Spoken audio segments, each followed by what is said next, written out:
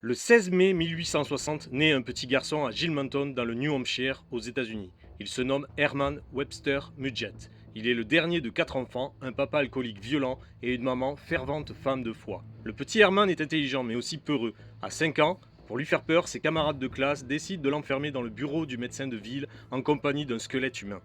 D'abord effrayé, il commence à être fasciné et devient obsédé par la mort. D'ailleurs, il tue de nombreux animaux durant son enfance. Par la suite, Herman obtient son diplôme d'assistant pharmacien, mais désireux d'exercer en tant que médecin, il se fabrique un faux diplôme. Puis, il commence à escroquer des compagnies d'assurance en souscrivant des assurances vie de personnes décédées.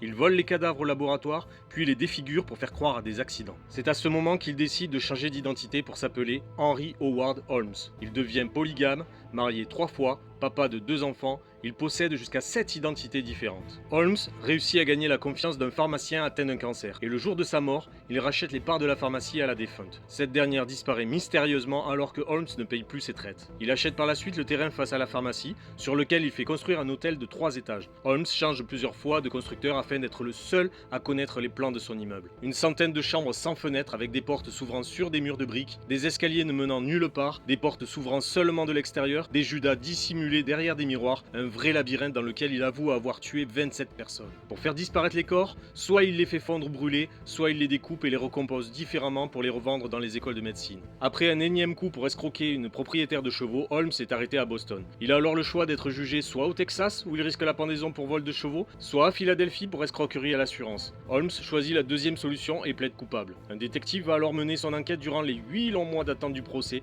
et va découvrir les cadavres de 3 enfants que H. Holmes a tués durant sa dernière arnaque. En allant à l'échafaud, il ne montre aucune anxiété ni peur. Sa pendaison dure 15 minutes car le cou ne s'est pas fracturé. Henry Howard Holmes est exécuté le 7 mai 1896 dans une prison de Philadelphie. H. Holmes est considéré à ce jour comme le premier serial killer des États-Unis.